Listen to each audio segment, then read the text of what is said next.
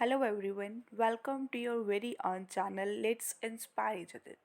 सो जैसे कि आप लोगों को पता ही है कि हमारे चैनल पर चल रही है what to do after BCom की डिटेल्ड सीरीज़। ठीक है, ये एक एक वीडियो तो आपको बहुत सारी चैनल्स पर मिल जाएंगी जिसके ऊपर आपको ये बताया होगा कि आप क्या कर सकते हो बीकॉम के बाद।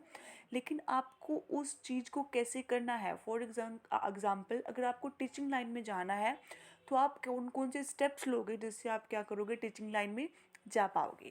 ठीक है, सो आज जो हमारा फर्स्ट डे है, आज हम स्टार्ट कर रहे हैं टीचिंग से।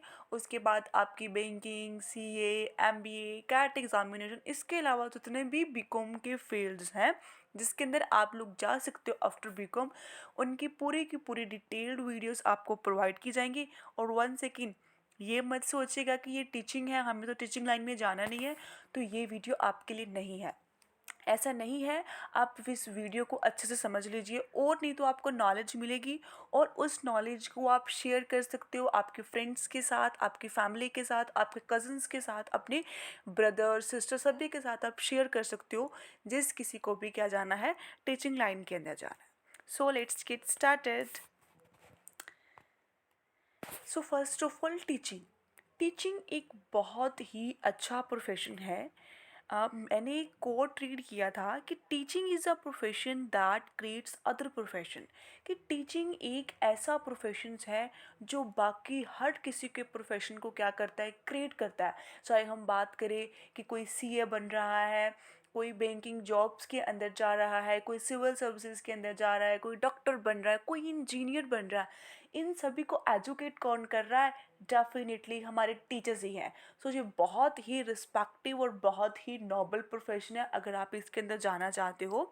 और अब बात करते हैं कि आप बीकॉम के बाद टीचिंग लाइन में कैसे जाओ। ठीक है, तो सबसे पहले आप बीकॉम कर ली आपने या फिर आप बीकॉम कर चुकी हो तो उसके बाद आप लोग क्या करोगे, आप करोगे एमकॉम या फिर एमबीए। ठीक है, और अगर मेरी प्रेफरेंस पूछो तो आप एमकॉम ही करोगे। अगर आप कॉमर्स के टीचर बनना चाहते हो तो आप एमकॉम करोगे, और अगर आप मैनेजमेंट के टीचर बनना चाहते हो तो आप क्या करोगे, एमबीए करोगे। ठीक है, और उसके बाद कि एमकॉम करने के बाद फिर आप लोग क्या करोगे, एमकॉम करने के बाद बच्चे आपके पास टू ऑप्शंस बच जाएंगे। एक है आपका यूजीसी नेट और एक है आपका बीएड। ठीक है, इन दोनों में से आप कोई भी टॉपिक किसी को भी चूज़ कर सकते हो। अब मैं आपको इन दोनों के बारे में डिटेल में बताती हूँ कि यूजीसी नेट और बीएड होता क्या है। ठीक है, ये बात आपको क्लियर होगी कि अगर आपको टीचिंग लाइन के अंदर जाना है सबसे पहले आप बीकॉम करोगे, बीकॉम के बाद आप क्या करोगे, एमकॉम करोगे या फिर एमबीए करोगे। और मोस्ट प्रोबेबली जो बच्चे कॉमर्स की टीचिंग करना चाहते हैं वो एमकॉम ही करते हैं। सो एमकॉम के बाद आपके पास टू ऑप्शंस होंगे, यूजीसी नेट और बीएड।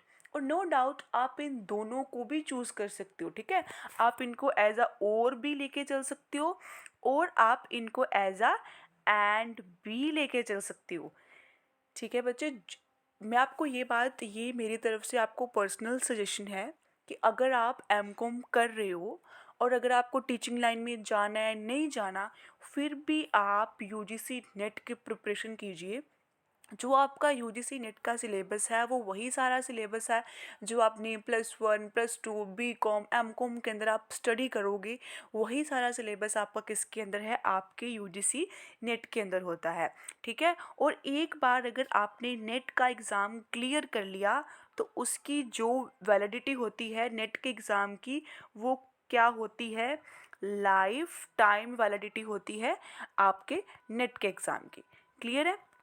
तो इसी वजह से अगर आप एमकॉम कर रहे हो चाहे आप एमबीए कर रहे हो तो डेफिनेट सी बात है कि आप क्या करोगे, नेट का एग्ज़ाम फिल करोगे। नेट का एग्ज़ाम वैसे अब कोरोना की वजह से थोड़े बहुत चेंजेस हो रहे हैं, लेकिन जनरली ये आपका एग्ज़ाम 2 टाइम्स होता है इन अ ईयर, एक जून में और दूसरा आपका होता है दिसंबर के अंदर। ठीक है, और आपके जो यूजीसी नेट है इसके अंदर आपके 2 पेपर होते हैं, पेपर 1 और एक आपका होता है पेपर 2।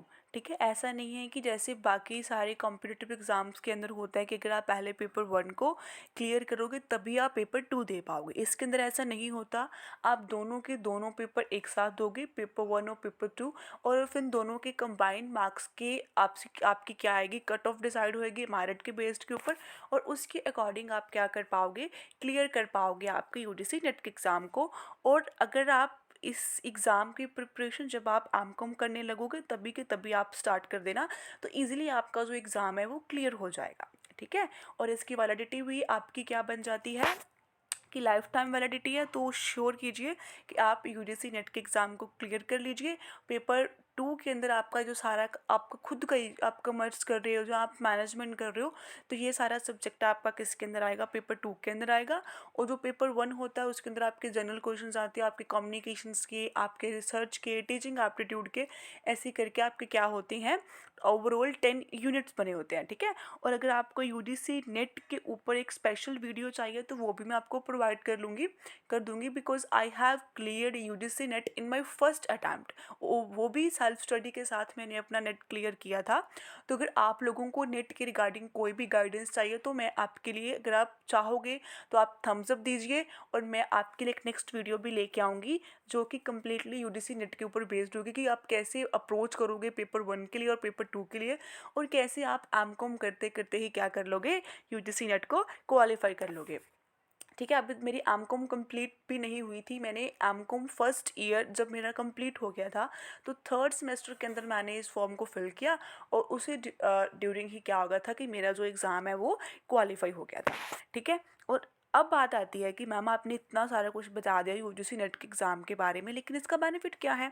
इसका बेनिफिट ये है, सबसे पहले तो बार बार वही बात कि इसकी वैलिडिटी क्या होगी, लाइफ टाइम होगी। और सेकेंडली इससे आप क्या बन जाओगे, असिस्टेंट प्रोफेसर बनने के लिए एलिजिबल हो जाओगे, बनोगे नहीं, एलिजिबल हो जाओगे असिस्टेंट प्रोफेसर बनने के लिए। ठीक है।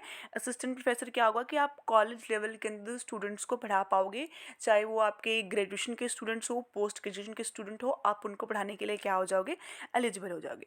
और अगर इन केस आप चाहते हो कि आप स्कूल लेवल पे पढ़ाना चाहते हो तो आप क्या करोगे, बीएड करोगे। ठीक है। जब हमें स्कूल्स लेवल पे, सेकेंडरी लेवल पे पढ़ाना होता है तो हम क्या करते हैं, बीएड करते हैं। और मोस्ट कॉमनली जो हमारे बीएड के अंदर हम सब्जेक्ट लेते हैं कॉमर्स के स्टूडेंट, वो हम लेते हैं कॉमर्स एंड इकोनॉमिक्स। उसके अंदर हमें 2 सब्जेक्ट्स का कॉम्बिनेशन लेना पड़ता है जिन्हें आगे जाके हम क्या करना चाहते हैं, टीच करना चाहते हैं। तो वो हम किसके अंदर ले सकते हैं, बीएड के अंदर। और इसके अलावा अगर हम बात करें कि बीएड के अंदर कि बीएड करने के बाद आप क्या कर सकते हो, बीएड बीएड करने के बाद आप क्या कर सकते हो, आपके पास बहुत सारे एग्ज़ाम होते हैं, एच टेट का, सी टेट का, पी टेट का, according to different different state के आपके क्या होते हैं, टेट के एग्ज़ाम होते हैं जिसको हम बोलते हैं टीचर एलिजिबिलिटी टेस्ट। बीएड करने के बाद आप इन टेट, जो एक टेट के एग्ज़ाम है, इनको देने के लिए एलिजिबल हो जाओगे। और अगर आप इन एग्ज़ाम को क्वालिफाई करोगे तब आप किस चीज़ के लिए एलिजिबल हो जाएगी, कि अगर गवर्नमेंट की तरफ से कोई भी वैकेंसीज निकाली जाएंगी स्कूल्स के अंदर, जिसके अंदर आपके सब्जेक्ट की वैकेंसी होगी, कॉमर्स की, इकोनॉमिक्स की, या अदर कोई आपने सब्जेक्ट लिया है, इंग्लिश कोई लैंग्वेज आपने ली है बीएड के अंदर, तो उसका आपका क्या होगा, फिर आप एलिजिबल होगे उस जो आपका गवर्नमेंट ने वैकेंसी निकाली है उसको फिल करने के लिए, उसके अंदर बैठने के लिए आप तभी एलिजिबल होगे जब आप बीएड करने के बाद क्या कर लोगे, सी टेट, एस टेट, जो भी आपका स्टेट का टेट है उसको आप क्वालिफाई कर पाओगे। ठीक है। इस तरीके से आपको क्या मिल जाएगी, गवर्नमेंट जॉब मिल जाएगी। अगर हम बीएड की बात करें, अगर हम बात करें यूजीसी नेट की, तो यूजीसी नेट के बाद आप क्या हो जाते हो, एलिजिबल हो जाते हो किसी भी गवर्नमेंट एग्ज़ाम, अगर गवर्नमेंट की कोई भी वैकेंसी आती है कॉलेज कैडर के अंदर तो आप वहाँ पे अप्लाई कर सकते हो। ठीक है। अब बहुत ही बेसिक सी बातें हैं लेकिन कुछ स्टूडेंट्स को नहीं पता होती, तो मैंने सोचा कि आपको ये भी बता देती हूँ। First one is PGT. ठीक है। पीजीटी क्या है, आपका पोस्ट ग्रेजुएट टीचर। ठीक है। पीजीटी हम किसे बोलते हैं, पोस्ट ग्रेजुएट टीचर। ओके। और टीजीटी होता है आपका ट्रेंड ग्रेजुएट टीचर। जो आपका पीजीटी होता है वो +1 +2 के लिए होता है, और आपका टीजीटी होता है वो 5th to 10th तक आपको पढ़ाता है, और आपका जो पीआरटी होता है वो प्राइमरी टीचर होता है, वो फर्स्ट से लेकर 5th क्लास तक के बच्चों को पढ़ाने के लिए एलिजिबल होता है। ठीक है, लेकिन जो हम कॉमर्स वाले बच्चे हैं, हम किसके लिए एलिजिबल हैं? हम सिर्फ पीजीटी के लिए एलिजिबल हैं, बिकॉज हमारा जो सब्जेक्ट कॉमर्स है ना, ये जो कॉमर्स सब्जेक्ट है, ये कहाँ पे आता है? +1 +2 के अंदर आता है। उससे पहले तो हम इसे पढ़ते नहीं है।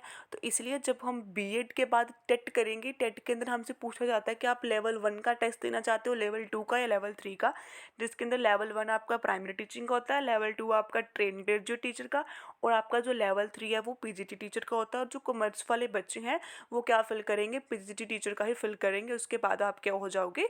एलिजिबल हो जाओगे।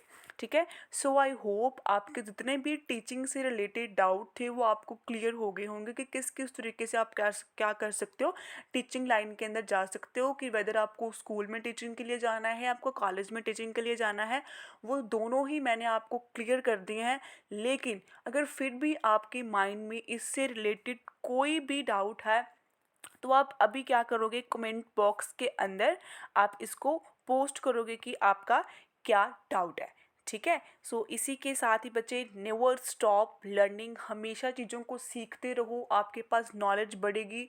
और नॉलेज क्या है कि बेस्ट इन्वेस्टमेंट है आपकी लाइफ के अंदर। ठीक है, जो आपकी, जब आप इन्वेस्टमेंट नॉलेज के अंदर करोगे तो वो आपको हमेशा ही सबसे हाई जो इंटरेस्ट है उसको पे करेगी।